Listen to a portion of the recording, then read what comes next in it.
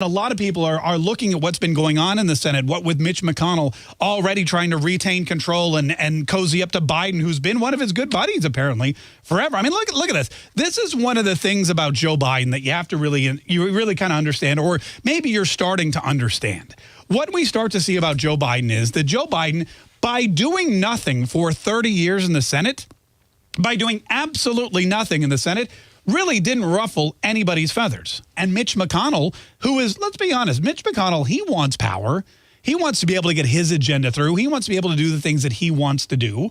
You know, and if Mitch McConnell is out there and he's the one that's saying, hey, here's what's up, here's what's going on, here's, you know, and there's no one to stop him, then there's no one to stop him. And Mitch McConnell can do whatever it is he wants to do.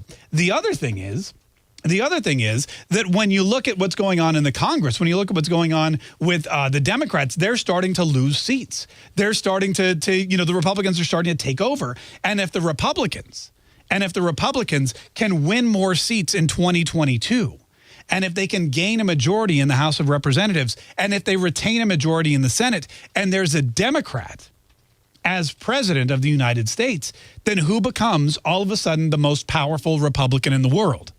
Whoever's in charge of the Senate, whoever's in charge of the House of Representatives. If Mitch McConnell can lead the Senate with a Democratic president, and if they can win back the Congress with Republicans in Congress in 2022, then all of a sudden, Mitch McConnell doesn't become the second most powerful Republican in the world. He becomes the single most powerful Republican in the world, and probably in politics in the United States of America. So that's probably one of the big reasons why Mitch McConnell's like, look, you know what?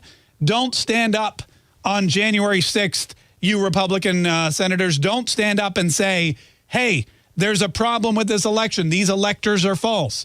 These electors are not real. We need to make sure that we don't certify them.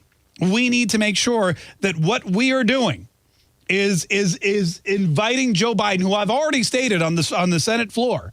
You know, I've already congratulated him. I've congratulated Kamala Harris. I've congratulated these people. They will be the next president and vice president of the United States. So don't cause any problems for anybody. Let's just get there. And then let's get Kelly Loeffler. Let's get David Barr. Let's get one of them. Let's retain control of the Senate. Then we'll work on 2022. And when we win back the House and we win back the Senate and the presidency belongs to the Democrats, then, well, yes, I guess that leaves me, Mitch MCConnell, as the most powerful Republican in the entire world. And that may be part of his thought. I mean, wouldn't it be part of your thought process if you were Mitch MCConnell? Would you want 4 more years of President Trump being the top tier Republican when it could easily be you? You could have all the control and you could do things your way. Makes sense to me.